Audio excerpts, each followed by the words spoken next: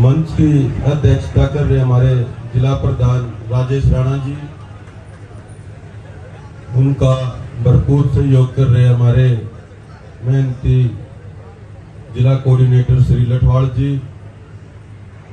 वह पंडाल में पहुंचे तमाम लिपिक साथियों,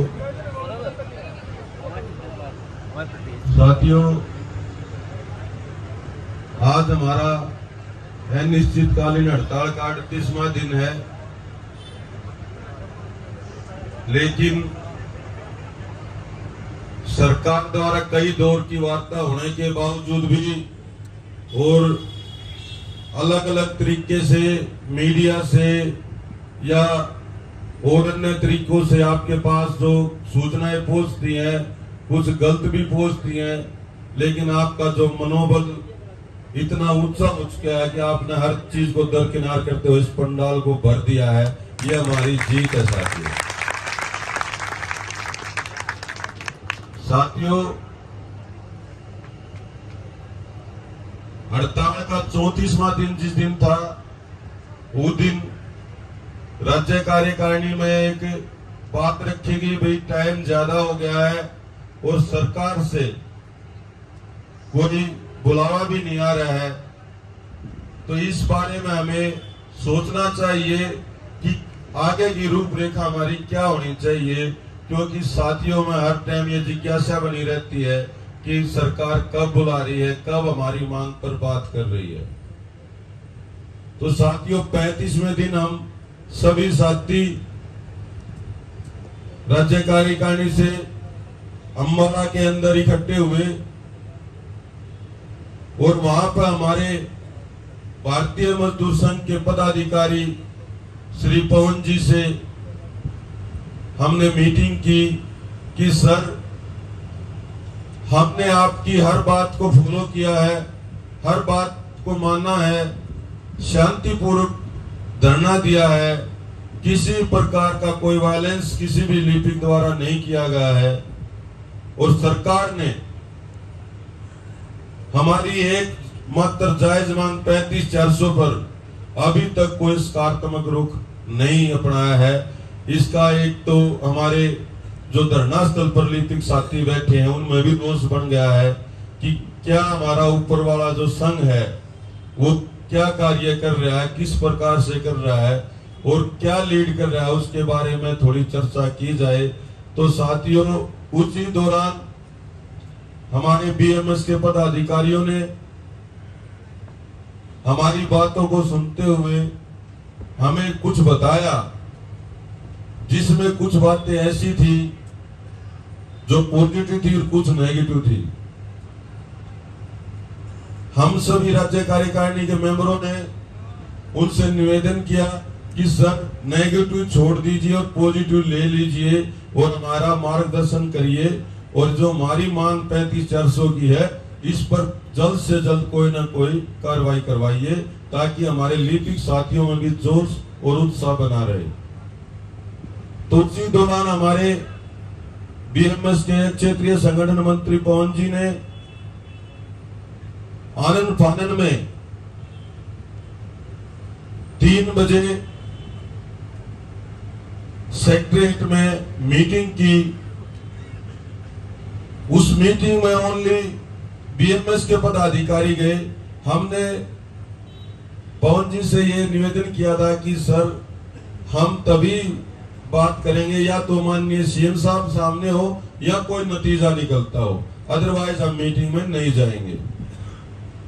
तो उन्होंने सेक्रेटरीट में वी उमाशंकर, अनुराग रस्तोगी जी, ओएसडी जवाहर यादव जी, तीनों से मुलाकात की और मुलाकात के बाद जब नीचे आए तो उन्होंने कहा कि भाई वी उमाशंकर का जो स्वभाव और नेचर है वो हमारे लिए खतरनाक है, नेगेटिव है, और वो हमारी बात एकमात्र मांग जो हमारी 35,400 की है उसमें बीच में आड़े आ रहा है।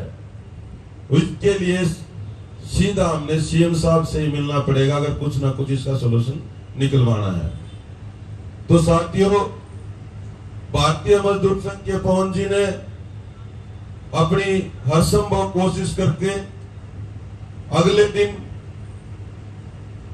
मीटिंग करानी चाहिए, लेकिन किसी कारणवश वो नहीं हो पाई और वो कल मीटिंग हुई। कल पूरा दिन 11 बजे हम सीएम साहब के आवास पर बैठे रहे, एक मीटिंग रूम था उसमें बैठे रहे। अनुराग रस्तोगी भी, उमाशंकर, ओएसडी जवाहर यादव, उनसे हमारी लगातार वार्ता रही और एक रूम में अलग से बैठकर भी सीएम साहब से अनुराग रस्तोगी और जवाहर यादव जी ने भी बात रखी अपनी अपनी। साथियों, कल की मीटिंग का एक रुझान ये था कि एक पदाधिकारी जो जवाहर यादव ओएसडी था वो हमारी मांग के फेवर में आ गया था। साथियों, उसके दबाव में दिन रात का अंतर कल हमने देखा कि उसमें ये बात हमारे को ये बात रखी कि भाई अंदर खाने रखना, ये बात भाई मैं आपकी मांग का समर्थन तो करता हूं, लेकिन मैं सरकारी तंत्र के साथ बंधा हुआ हूं, इनके सामने मैंने थोड़ा बहुत रुकावट करनी पड़ती है, लेकिन आपकी मांग जायज है। साथियों, 6:30 बजे करीब माननीय सीएम साहब ने हमें समय दिया। अकबर जी, मैं डायरेक्ट मिलता हूं, क्यों हमारी मांग भी यही थी कि हम मिलेंगे, अपनी बात रखेंगे, सारी तो माननीय सीएम साहब से रखेंगे, क्योंकि हमने भी उमाशंकर और इन सभी के सामने अपनी सारे तथ्य सारी जानकारी रख दी है, लेकिन किसी भी प्रकार का कोई समाधान इनके द्वारा हमारा नहीं निकल रहा है। 6:30 बजे के करीब माननीय सीएम साहब ने हमें समय दिया और मिलने आए और बड़े अच्छे ढंग से सभी के नाम पूछे और सबसे अच्छे से बात की। और उसके उपरांत हमारे राज्य प्रधान विक्रांत तंवर जी ने हमारी एकमात्र मांग जो 35,400 से संबंधित उस पर अपनी बात रखी कि सर हम लिपिक लगातार 36वां दिन हो गया है, 37वां दिन हो गया है हमारी अनिश्चितकालीन हड़ताल का, लेकिन अधिकारी हमें बार बार गुमराह कर रहे हैं, हमारा कोई भी सोल्यूशन नहीं निकाल रहे हैं। एक लिपिक किसी जमाने में हर कैडर से ऊपर होता था, ग्रुप सी में तमाम कैडर उससे नीचे होते थे या उसके बराबर होते थे। उसकी शोषण योग्यता 10वीं पास होती थी और तब भी वो ऊपर होता था, लेकिन आज के दौर में एक लिपिक की शोषण योग्यता तो बढ़ा दी गई, उस पर एक डिप्लोमा भी ला दिया गया, स्किल टाइपिंग टेस्ट भी लिया जा रहा है उससे अलग डिपार्टमेंट से, उसकी जिम्मेदारी बढ़ा दी गई है। पोर्टल आप द्वारा इतने लॉन्च कर दिए गए हैं भिन्न भिन्न विभागों में जिन पर एक लिपिक काम करता है। जो भी आपके द्वारा योजना बनाई जाती है जनता तक सही ढंग से पहुंचाने का काम एक लिपिक करता है। कोई भी सूचना पहुंचानी होती है उसका जो काम करता है वो लिपिक करता है, एक रीढ़ की हड्डी है लिपिक। बहुत से डिपार्टमेंट ऐसे हैं जहां पर लिपिक ही सब कुछ है, उसमें अन्य कैडर नहीं है। जैसे एजुकेशन का उन्होंने उदाहरण दिया कि एजुकेशन का क्लर्क नीचे से फाइल चालू करता है और आखिर तक उसी का काम होता है। तो साथियों, इस बात को सुनते हुए माननीय मुख्यमंत्री जी ने वे सभी तथ्य नोट किए और अपनी बात रखते हुए विक्रांत तंवर जी ने कहा कि सर हम सब ये आपके बच्चे हैं, आप पर हमें नाज था, हमें विश्वास था कि हमारा कुछ न कुछ माननीय मुख्यमंत्री जी जरूर मानदेय बढ़ाएंगे, लेकिन जिस प्रकार से आपकी सरकार का और आपके अधिकारियों का रुख रहा है, ऐसा कहते हुए माननीय मुख्यमंत्री जी के सामने विक्रांत तंवर जी काफी भावुक हो गए और वो माहौल ऐसा हो गया, तमाम साथी वहां पर मतलब भावुक हो गए।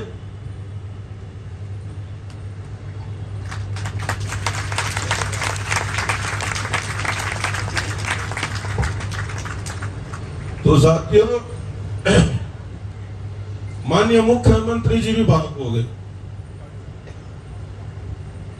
और उन्होंने अपना हौसला देते हुए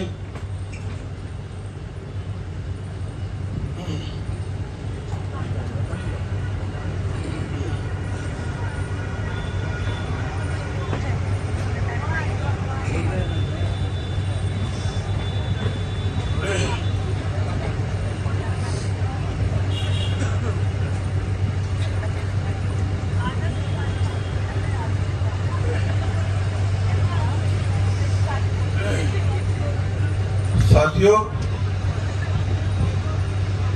सीएम साहब ने भी भावुक होते हुए सभी दस्तावेज अनुराग रस्तोगी, वी उमाशंकर, ओएसडी जवाहर यादव से अपने पास लिए। भाई, जो इन लिपिकों की मांग है, जो ये बात अपने तथ्य बता रहे हैं कि हरियाणा, पंजाब, राजस्थान, अलग अलग प्रदेशों में सभी जगह एक लिपिक का मानदेय ज्यादा है और अन्य कैडर जो उन्होंने पैरेलल बताए हैं, एमपीएसडब्ल्यू, जेबीटी, अन्य कैडर, उन तमाम कैडरों का मानदेय कम है। वे सभी साक्ष्य मेरे सामने रखे जाए और मैं खुद उन पर संज्ञान लूंगा।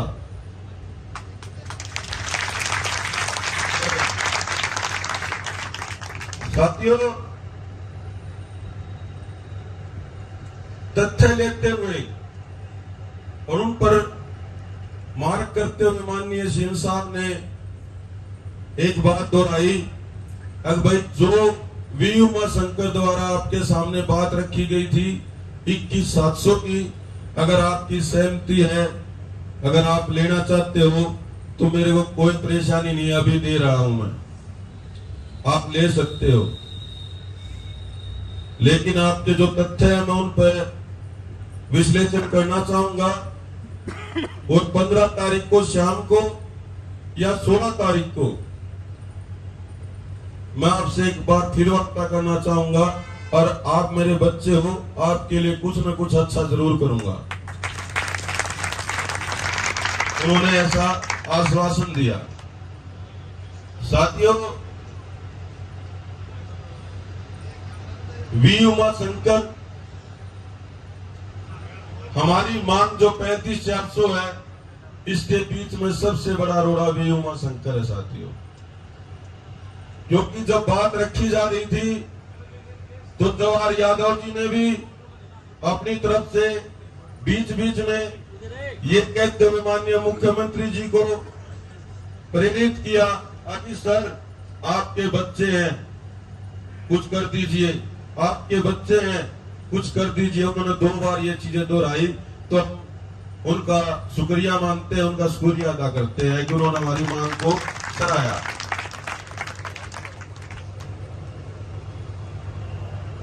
दूसरा, हमारे पवन जी ने भी एक बात रखी कि सर, ये तो लिपिक है, 37 दिन से हड़ताल पर बैठे हैं, लेकिन ये राष्ट्रीय हित में भी सोचते हैं। इन्होंने 2,500 से ज्यादा ब्लड डोनेट किया है। आपदा के समय बाढ़ग्रस्त इलाकों में मजबूती से एक लेबर वर्क भी किया है, मिट्टी डाल के कट्टों में जहां कटाव हो रहा था वहां पर काम भी किया है साथियों। तो साथियों, इस बात को सुनने के बाद माननीय मुख्यमंत्री जी ने वहीं पर क्लैपिंग की अपने लिपिक साथियों के लिए।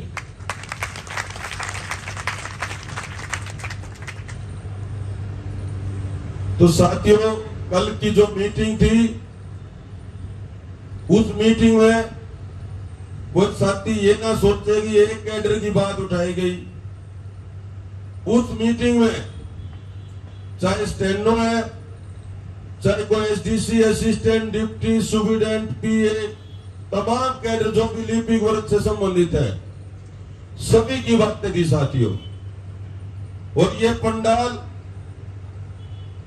हर कैडर से भरा हुआ है और हमने हर कैडर की बात वहां पर रखी है। कोई साथी ये ना सोचे कि केवल लिपिक का भला होगा। मैं आपको आश्वासन देता हूं साथियों, हर कैडर का सम्मान जरूर होगा। इसमें इस पंडाल की गैदरिंग को ऐसे ही बनाए रखें। 15 या 16 तारीख में जो भी मीटिंग होगी साथियों, हर कैडर का जरूर सम्मान होगा। ऐसा विश्वास माननीय सीएम साहब से मिलने के बाद हमें हुआ है साथियों। तो साथियों, जाते हुए माननीय मुख्यमंत्री जी ने खुद यह आश्वासन दिया था कि 15 तारीख को आप हड़ताल पर रहिए, कोई दिक्कत नहीं है। आपने एक मांग रखी थी स्ट्राइक पीरियड को ड्यूटी पीरियड काउंट किया जाए। ये छोटी बातें हैं, कोई दिक्कत नहीं है। आप 15 तारीख को देश हित में, राष्ट्र हित में तिरंगा यात्रा निकालिए, लोगों में राष्ट्र भावना जागृत करिए। और आपका धरना जो मेरे संज्ञान में है, आप द्वारा अच्छे से चलाया जा रहा है, मैं आपकी प्रशंसा करता हूं साथियों। ऐसा माननीय मुख्यमंत्री जी द्वारा कहा गया। और 15 तारीख को साथियों, हमने ज्यादा से ज्यादा संख्या में कोई भी साथी जो घर पर रह गया हो, किसी कारणवश कोई काम हो, उस दिन छुट्टी का दिन जरूर है साथियों, लेकिन पंडाल में दुगनी संख्या में साथी पहुंचे। और जो 15 तारीख का संदेश माननीय मुख्यमंत्री द्वारा जावा अकबर हड़ताल पर रहते हुए जो राष्ट्रीय हित में 15 तारीख को जो तिरंगा यात्रा निकालना है, उसमें बड़े ही जज्बे के साथ, देशभक्ति के साथ, देशभक्ति के गानों के साथ, राष्ट्रीय हित के नारों के साथ हमने वो तिरंगा यात्रा निकालनी है, ताकि माननीय सीएम साहब का दिल हमारी लिपि को प्रति और पसीजा और हमारा मांग जो 35-43 की है वो पूरी हो जाए साथियों। तो साथियों, आपकी हर मांग राज्य कार्यकारिणी बहुत पुरजोर तरीके से उठा रही है। कोई साथी ये ना सोचे कि भाई उनका हौसला आ रहा है। भाई हमने सभी की चिंता है। कोई साथी ये ना सोचे कि भाई मैं हड़ताल पा रहा हूं, मेरा क्या होगा, मेरा ड्यूटी पर भाई मेरी छुट्टी भी नहीं है, ऐसी बात अपने मन में नहीं लिया है। क्योंकि ये सबसे पहले ये मुद्दे सॉर्ट आउट होंगे, उसके बाद हमारी मांग 35-400 होगी। किसी भी साथी व किसी भी प्रकार की कोई कार्रवाई नहीं होगी, ये विश्वास दिलाते हैं साथियों।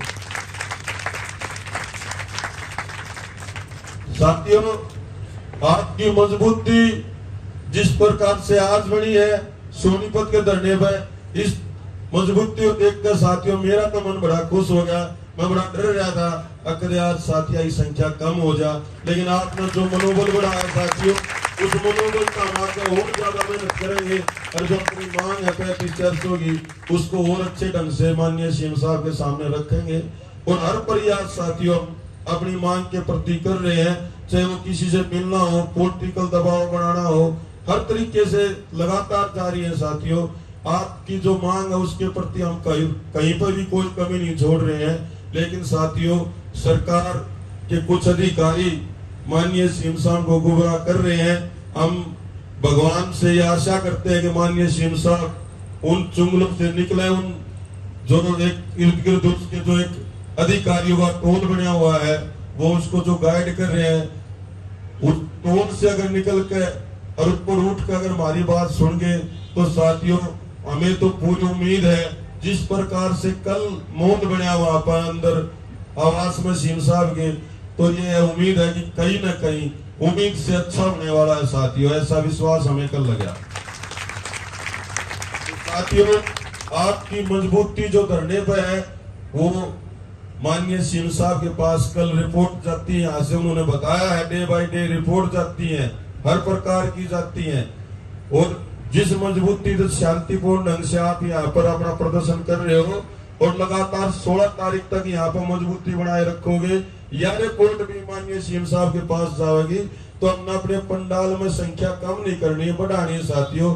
और देशभक्ति के प्रति अपनी आस्था जगानी है। और 15 तारीख को बढ़ चढ़कर सभी साथियों ने भाग लेना। इसी साथ मुझे विश्वास है साथियों कि हम अपनी लड़ाई जीतेंगे। 2 नारे जरूर लगावा साथियों। भारत माता की, भारत माता की, वंदे वंदे आवाज दो, आवाज दो। हमारा भाईचारा, दीपिको का भाईचारा, सोनीपत के साथी, सोनीपत के साथी। अरे हम क्या मांगे, अरे हम क्या मांगे, जोर से बोलो, अरे मिलकर बोलो, अरे जोर से बोलो। अरे सुन ले खट्टर, अरे सुन ले खट्टर।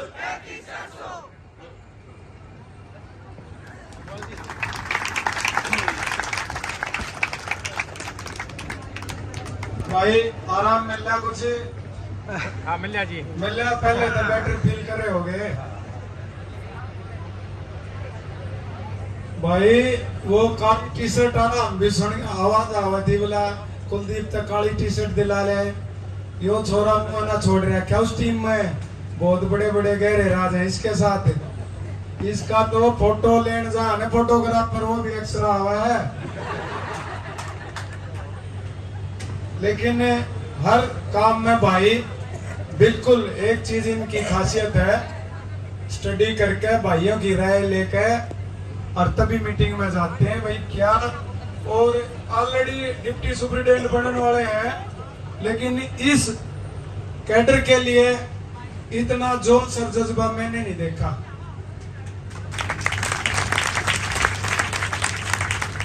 भाई साहब पिछले हफ्ते बेटा कोटा में उड़े ड्राइविंग करके वहां पहुंचे, वहां से आते चंडीगढ़ पहुंचे, आज 3 दिन बाद आए हैं। तो साथियों इनका हौसला जब बढ़ा जब आता है पंडाल भरा दिखा है।